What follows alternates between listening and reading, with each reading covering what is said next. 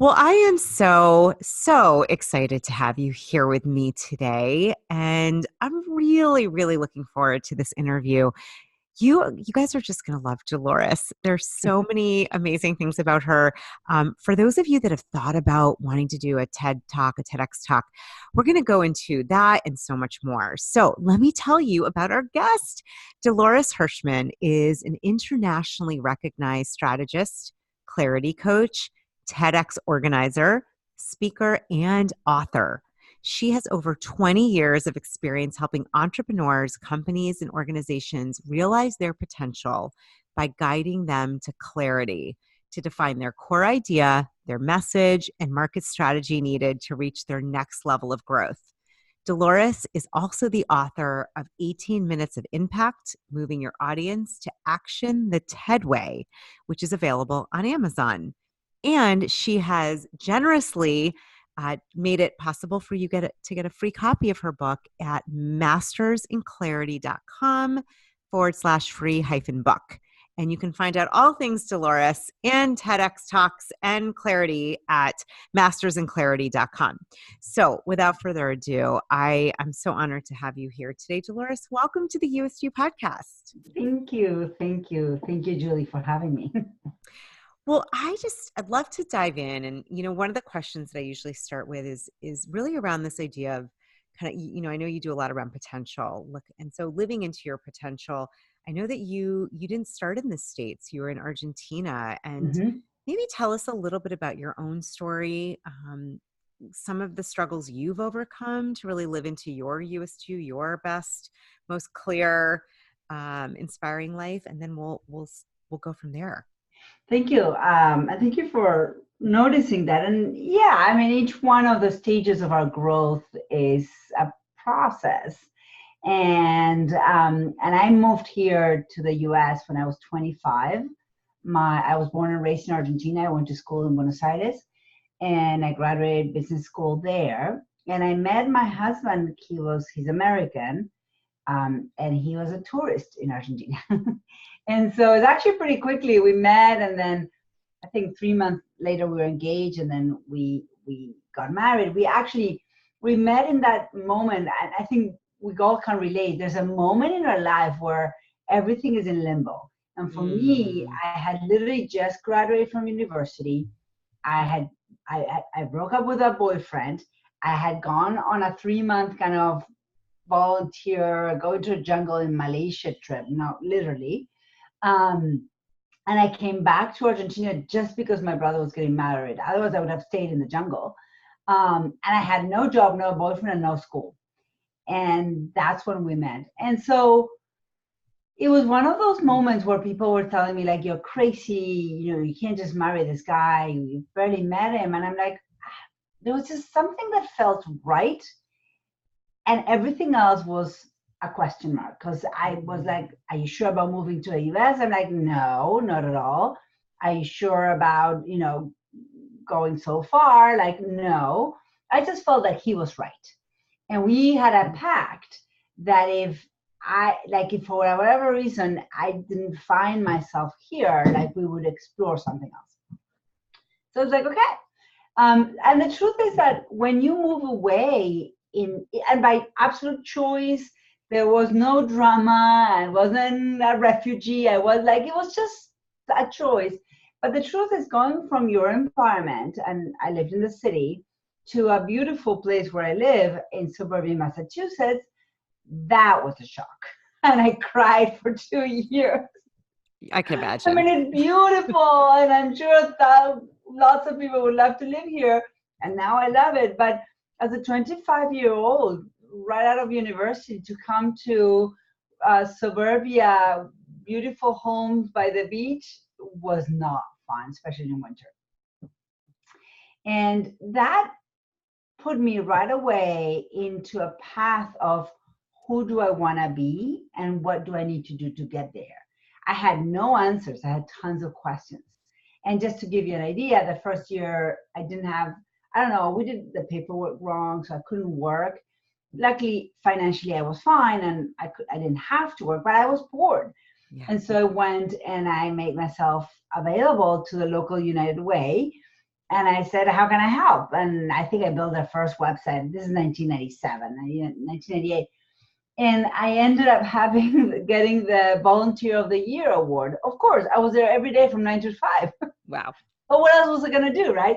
But it's like, it was hard, but at the same time, what kept me going was just curiosity and trying new things.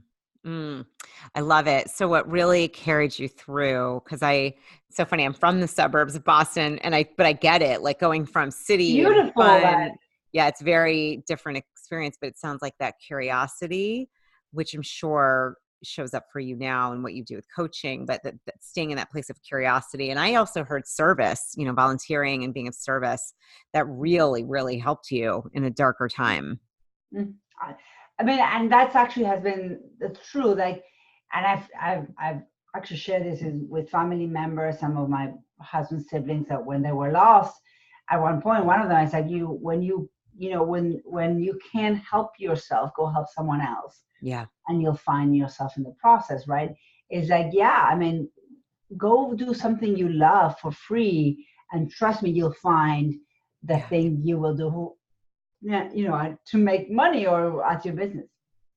Absolutely. Absolutely. It's so beautiful. Wow. And it's just amazing how far you've come. I want to talk a little bit about, I know a lot of what you do at this point today, you got into coaching, and you do a lot around clarity. Would love to hear, why is clarity important? What does that mean to you? How do you help people find it? Like all things clarity. Let's go there. Well, you know how they say you become the expert of the thing you lack? Oh, yeah. Oh, yes. Okay. Or need to practice. Yes. And so I started different companies. Actually, the logo you see behind me was one of my was a clothing company. Then I started a language school. I started all kinds of companies. Then I went back to school for coaching, and I launched my coaching company. And the truth is that I struggled the first 2 years because I was like, okay, what is it about me that I'm different? How do I stand out? Like, why would people work with me versus somebody else? And, you could take it lightly or you could take it like intense. And for me, it was like, I felt like an elephant foot on my chest. Like I had a huge vision of the work that I could potentially do. And I felt that it was stuck in my throat chakra because I couldn't communicate what I wanted to do. I just didn't have words for it. I didn't know what it was. And so I lacked clarity. And then, so I went on to a search and I started asking people I had met, people I have worked with, people in my family, people I had known for years, what is the one thing that you will always get from me? Whether you're paying me or not, what is the one thing that you know that if you are struggling with something, what is it the one thing you'll always get from me? And across the board, it was like, you'll help me sort things out. You will give me clarity. You will help me figure out what's the next step. Yeah. So the one thing that I was stuck in, I was confused in my message, and my message was clarity. Oh my God, that's isn't that funny? It was that weird. Yeah. I'm right here.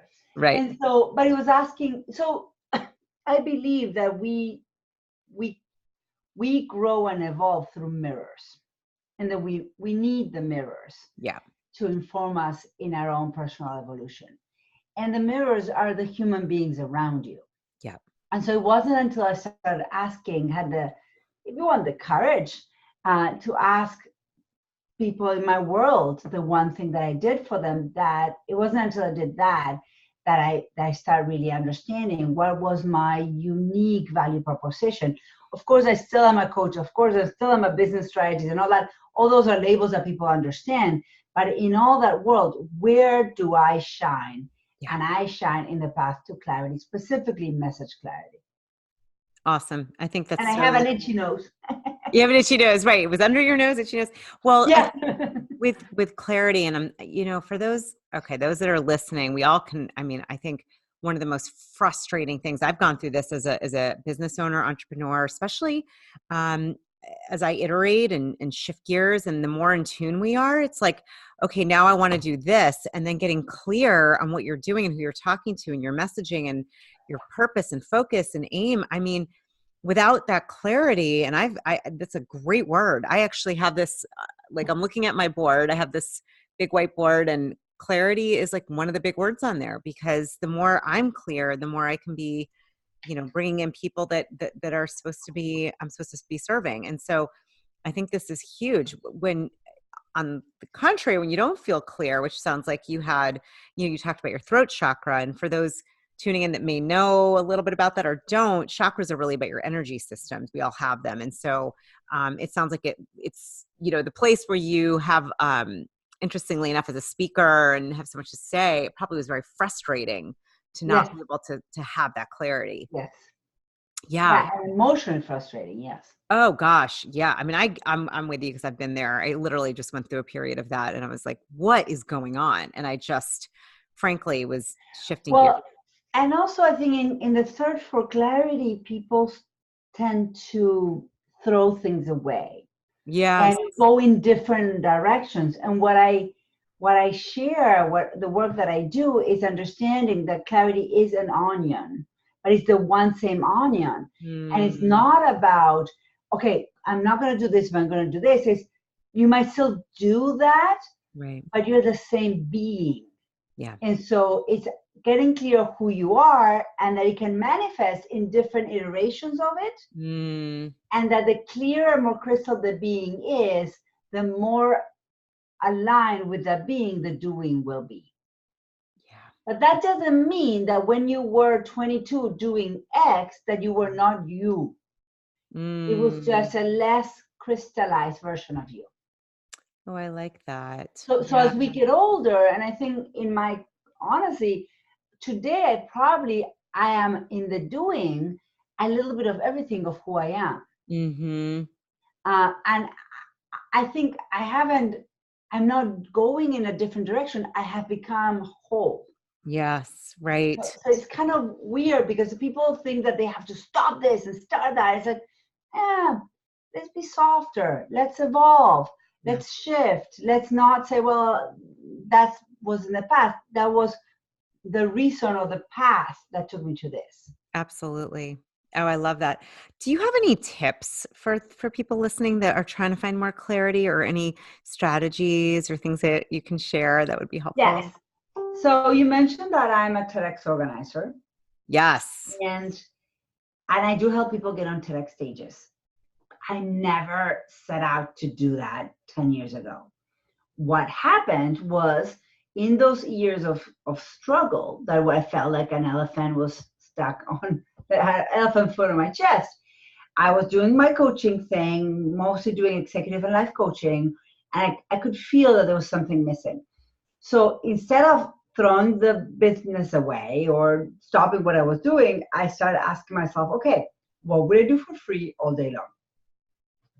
And the answer to that question was, I will hang out with people with big ideas. And there is something to be, we were just talking about schedule and serendipity and the universe. So you just have to allow some conversation in your head, and then the answers just come, or follow the signs, right? Yeah. So as I'm asking myself this question, I get an email one day from someone say, hey, I know you have been a TEDx or a part of a TEDx team before.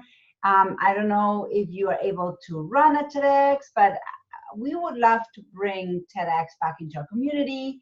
And we would love to be your team if you want to lead us, if you can. Like, this woman didn't know anything about me.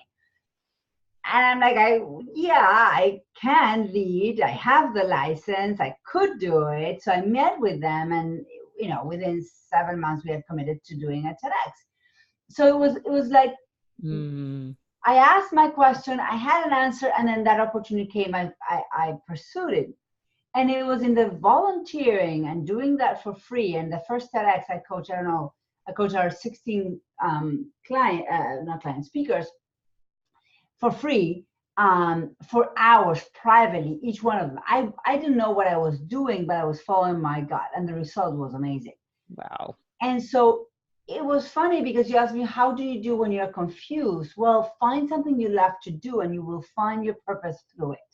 Mm. And so it was in the doing of that I realized, A, how good I was at it. B, that I loved doing it, that I would do it for free all day long, but that people were willing to pay. Because some of the speakers that I was doing for free to my TEDx, they were like, I want more time with you. They were, well, I don't have more time because I have to work, but you can buy coaching time. And so like, it was weird. And it was through that process that my company completely shifted. I actually even changed my brand and moved into Masters in Clarity. Wow.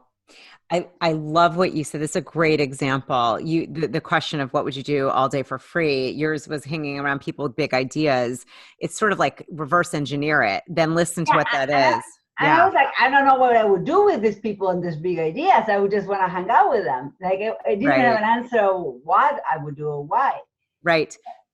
Yeah. And then the universe presented this amazing opportunity. And I love what you said too, Dolores, about, and I've seen this as well. Sometimes it means putting a little sweat equity. It means doing some things for free, volunteering, helping out. And it's a good way to see, is this something you like? Would you do more of? And it sounds like for you, it really unlocked that door. And so tell us a little bit about with the TED stages and being an organizer and coaching TEDx speakers. There's so many people that want to get into that. And maybe just to share some wisdom, what did you learn? Maybe some tips, maybe some ninja tips on how to get chosen. I mean, the way I did, I'm still kind of befuddled. I'm very grateful it happened. And there are a couple things I know that worked, but you're the master in it and the sage. So I'm curious, what can you share about the TEDx world? Yeah, it's a fact. I mean, and today really, where my business has gone is to this place of helping people with big ideas be seen. In a nutshell, that's what I do. And we do it through TEDx and other stages as well. But the truth is that you have to be, and I'm going to be redundant, so clear on the gift you want to give to humanity. And I'm being kind of extreme here. But if you are listening to this podcast, you're probably a service entrepreneur. What does that mean? You are someone who's helping a human being or an organization. You're likely to be, you yourself are the product, or your methodology is a product, or your book is a product. Yeah. It's about some insight or ways to improve something, right? You're less likely to be selling shoes, is what I mean. Right. You might, but it might be a sub-product. But if you are in that space, you have to be really clear about the gift that you're giving your audience. And when I call a gift, I talk about the core idea. Yeah, tell us about it. There's a quick framework I teach, and I can type it in the chat, and you can maybe then just, I don't know, put it in the show notes. Yeah, and just verbalize it, and we can add it in later. That's okay. So 2 actions, so that outcome. What this means is that when you're able to verbalize your idea in such a succinct way, you're able to position yourself for a TEDx and go into an interview and ace it, because the main thing an organizer is going to ask you is like, what is the idea you want to share on our stage? And that answer cannot be, well, let me share with you how I came to this work. Or let me tell you my whole journey and my whole background, right? Right. So the answer to this is something that has 2 parts. One is the outcome, which is, if you want, in marketing, would be the problem that you solve. Or bless you. Excuse me. Continue. The problem that you solve. Now you made me yawn. Hold on. Oh my gosh. Hilarious. Everybody sneeze break. So, for example, Simon Sinek. Everybody knows Simon Sinek, right? The Start With Why, or that's the name of his book. But he had a TEDx that kind of propelled him forward, and it was to start with why, so that leaders can inspire their organizations. Or I think her name is Susan Cain. Is Susan Cain the one on introverts? Yes. To understand how introverts think and feel so that they can realize that they add value in their own way. Sure. Very simple. What I'm saying is very simple, but you get what her talk is about in one Right. sentence. So this framework is so simple, you can't mess it up. I love it. And we'll have it in the show notes. It's really to, and there's the action, so that, and that's the outcome. Yep. I love that. And so thinking that was great with Simon Sinek, or thinking, for anyone listening, like it's just simple. Think about, plug it in. So for Masters in Clarity, if you ask me what is the idea behind your work, is to guide ideapreneurs, that's my manifesto, ideapreneurs or service entrepreneurs to clarity of message and clarity of scalable business model so that they can realize the impact of their work. Oh, I love that. That's great. So great. And I think, one thing I've noticed and I'm thinking, like, if you're listening and you're an entrepreneur or you're not, like if you are a mother or father, or you have a family, or you are, running a community or in your career, like really this could be for anybody. It doesn't have to be entrepreneurs. It could be, what are you really, really passionate about? What do you feel lit up about? And it's kind of like, what's the outcome that you're looking for? And it's funny, I'm looking again at my whiteboard. I have all of this down, and I love that you have the manifesto. I have one, but I think I'm going to update it for the new year. I'm going to update it. That really inspired me, Dolores. I wrote one last year or 2 years ago. I wrote it as a Thanksgiving newsletter note. Oh, I love it. I said, today I'm thankful to you, the ideapreneur, because we are, and I describe who we are. And that became my newsletter for Thanksgiving. And then I turned it into my Christmas card. Oh, I love it. That's wonderful. So cool. Can use it anyway. Yeah. So in terms of TED Talks and getting on stages, do you have any ninja tricks and tips? Anything that you've seen has helped people to get seen, to get chosen? I know many people that listen are looking to get on one or do another one, and I think it's gotten more competitive in some way, but there's a ton of opportunities. I mean, I looked on their site the other day, and I'm like, my gosh, feels like a TED Talk every day almost. Yeah. So there's a couple things. So first is clarify that core idea, have it in one sentence. Yeah. Number two, follow the process that the organizer sets out. If you have to fill out an application, fill it out. If they say 300 words max, 300 words. Yeah. Like follow the process and just understand the ethos of the whole thing. And is that the people putting up the show are volunteers. So the more work you make for them, the less likely they're going to select you. Meaning, if you have an application that is hard to read or too cumbersome or too lengthy, we just don't have time. Yeah. It's not that we're mean, we just don't have time. Right. And then don't apply, do your research. So go to events that there's some kind of alignment, whether the theme is aligned with your platform and what you talk about, or you are part of the community. Remember, the TEDx events are created so that you can propel the best ideas in your community and spread them around. So if you belong to a community, or nowadays, one of the things that is cool to know is that there are a lot of universities that are running TEDx's. Yeah. So if you're a graduate from the university, go find your alma mater. Great. See done at TEDx. Then go as a graduate, as an alumni. Great idea. That is such a great idea. So wherever you graduate, and it could be for master's too, it doesn't have to be undergrad. Anyway, anything. Yeah. Just look for, if they have an event, pitch them. That's such a great idea. I'm making notes for our show notes. Great idea. That's so great. Dolores, before we wrap up, I'm curious, you talked a little bit about your vision and purpose. What do you feel like, you would really like to see happen in the world, or where would you like to see the cross section of what your message is, and kind of how you hope to serve the world and use your gifts? I've never been asked this, so I don't have a canned answer, but I actually have a very clear answer. And I believe that if we can all have clear, authentic communications Mm, without hidden agendas and spoken, I mean, a good talk is a talk that is a combination of the head and the heart. yeah. If we all, everybody, as entrepreneurs, leaders, mothers, fathers, 2-year-olds, doesn't Yeah. matter. If Yeah. we can stop having temper tantrums Yeah. and having actual conversations where we pause and we listen, then the world will be a better place. Oh, I love that. I love that. I'm a huge, huge fan. It's really having conversations that are authentic, genuine, and that matter. And I love that with clarity, with clarity. So beautiful.